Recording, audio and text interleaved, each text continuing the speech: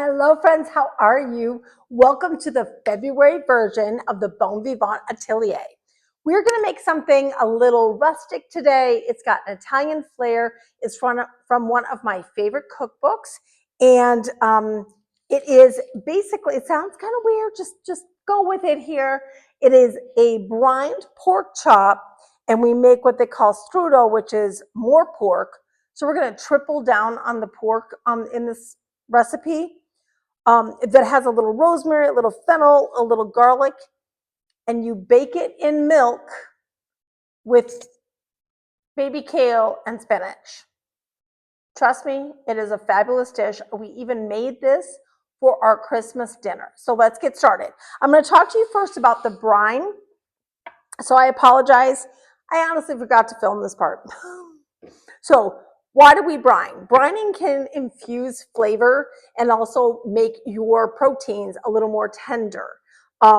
This brine, typically what I do is I do about a half a cup of salt. I use diamond crystal salt for reference. I put in a little sugar. I don't like a lot of sweet in my savory dishes, but there is a little bit of sugar in there. I always do whole peppercorns, which you can see in the bottom here. And then for this one, I take a whole head of garlic and just cut it in half. I don't take the cloves out or anything, and some fresh thyme. Then I put this in the fridge overnight with my pork chops. Now, you have to remember, I live in the country, so typically the pork chops I want are inch-thick bone-in pork chops, and my grocery store was out of them. So these are a little thinner than I typically cook, but I got 4 of them versus 2, so my husband will be happy. He's going to think that I made him a little extra pork. So let's get started. First, I'm going to take these out, dry them off, and put them on a plate and set them aside while we make the strudel. So I have removed the pork chops from the brine and put them on a sheet pan. And now I'm taking my paper towel and drying to get that extra moisture off. Like I said, these are very thin. Typically, I would want them at least the thickness of 2 of these, if not 3. But we're going to make the best of it, because part of being a good home cook is punting. You know, if you live in a rural area, you can't always get everything you want. So sometimes you have to make adjustments. So this is one of those times. Now we're going to make the strudel. So what is strudel? Okay, so what the strudel is, it's a mixture of pancetta, which is uncured. It's like the Italian version of bacon. And then we have some pork belly, which is what bacon is made from if you were to smoke it. Then we have some fresh rosemary, some garlic, fennel seed from mercurial spice, and salt. And we'll put some pepper in there too. So let me get the food processor set up and we'll go. I like to start with my rosemary, and I just take it right off the stems. You want, oh, I love the smell of rosemary. You want a decent amount of fresh rosemary. If you don't have rosemary, you could use some dried rosemary. It just will not be as fragrant.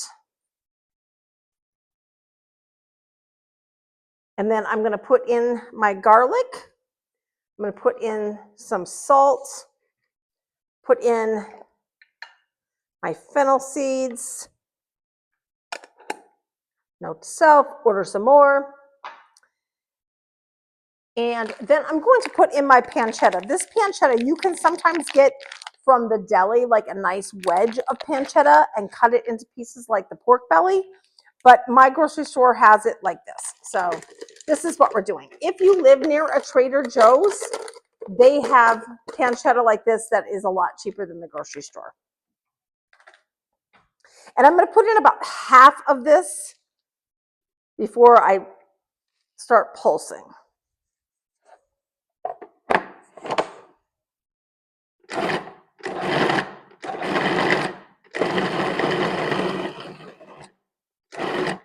Now I'm going to put in the rest. And now your kitchen's going to start smelling like you live in Italy.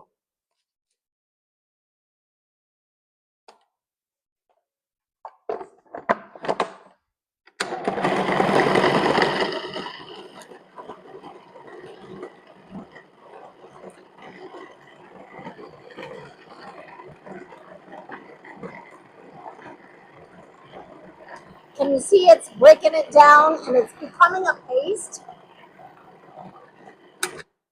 That's what you want. You want it to be like a paste. This is what it looks like. See, isn't it pretty? Okay, let's get to the next step. Turn my oven on to 400 degrees Fahrenheit, and I'm going to start by warming up my pan here. You want a nice heavy duty pan that can go in the oven. I'm going to put just a little bit of some olive oil in here to get this started. And we're going to take about 2 tablespoons of the strutto, and we're going to start frying that up. Maybe it's a little more, who knows? Now, this is one of the few times that I suggest that you do not salt your meat before you put it to cook, because there's enough salt in that brine. So between the salt in the pancetta and the saltiness from the brine, I don't think we need any more salt at this point.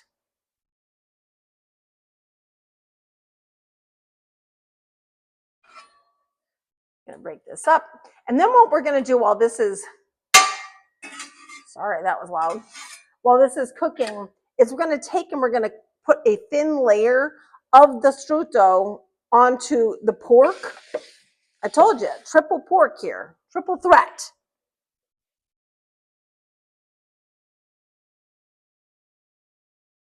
I'll show you what this looks like because you probably can't see it because of the pan.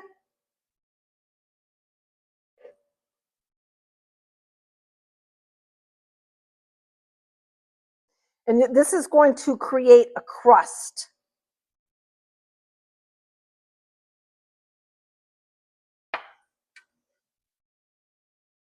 So see how I have that coating like that? I'm going to do that to the rest of the pork chops on both sides.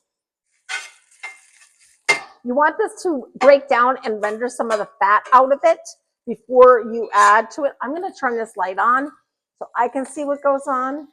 Hopefully that's not too obnoxious on your eyes. These eyes are getting old, y'all.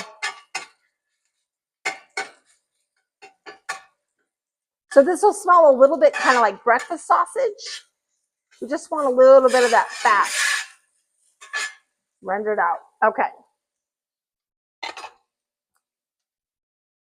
So I like to coat these, and then when I put them in the pan and flip them over, I'll put the strutto on the other side. And if I'm saying this wrong, I'm sorry.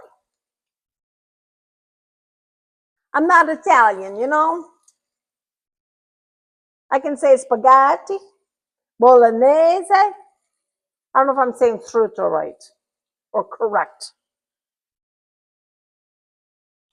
It doesn't matter how you say it, it's going to be good.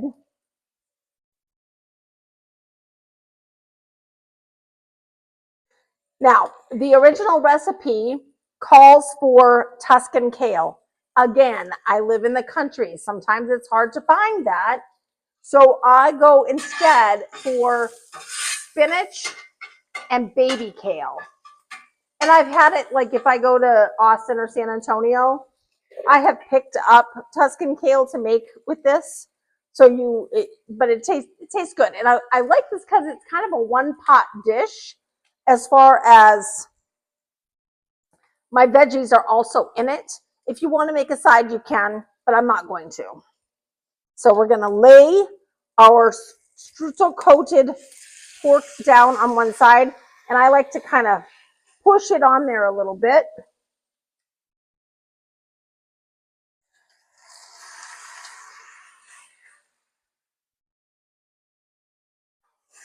See if we can get these all in the pan.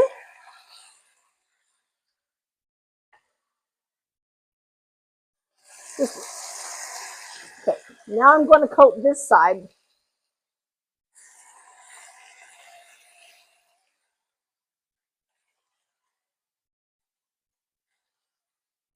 And you want this over about a medium heat.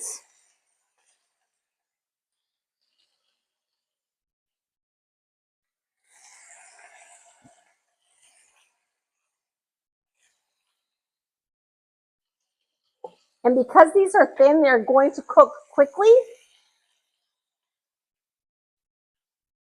So I want to turn them as soon as I can to get the browning on the other side before I stick it in the oven. And the oven is needed to cook the milk. So again, if you can get thicker pork chops, the better. And you always cook to temp, okay? Don't cook into time. Time is a guesstimate. Depends on your kitchen, your oven, and the thickness of your meat.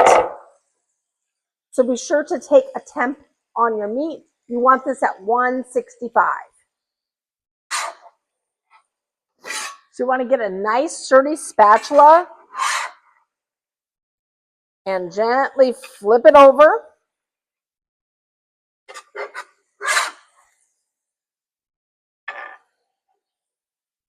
Oops. That bone didn't tuck under.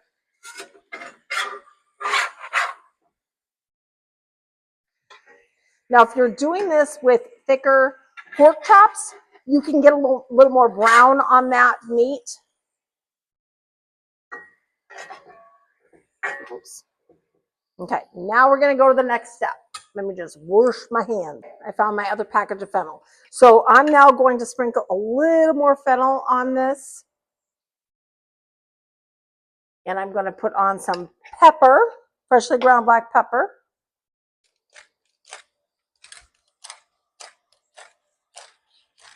And then we're going to nestle all of this spinach and kale here. It's all been cleaned and dried. You want to make sure it's nice and dry before you put it in so it doesn't pop. And just nestle it all. If you don't like kale, you can do just spinach. I think you could do any hearty green. But they are, spinach and kale is in season in February. It's a hearty winter green. And that's what we're all about, right? Okay, now I'm going to pour the milk over it. I know it sounds crazy, but trust me on this. Just want to make sure it's good. We're going to put about a cup of milk in here.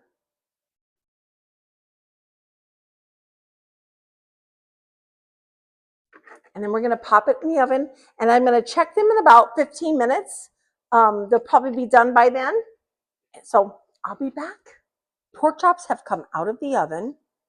And I'm now going to move around the lovely greens and remove the pork so we can reduce that sauce a bit. You get a little bit of the greens on there. It's all right. Just pull them off.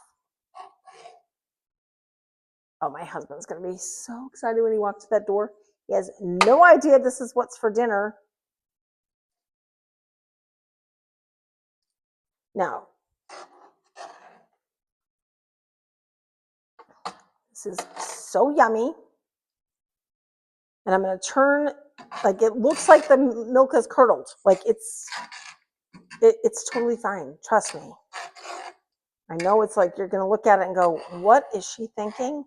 I'm thinking you're going to love this dish. So we are going to reduce this milk down into more of a thicker sauce. And so this is going to take, I don't know, 5-10 minutes.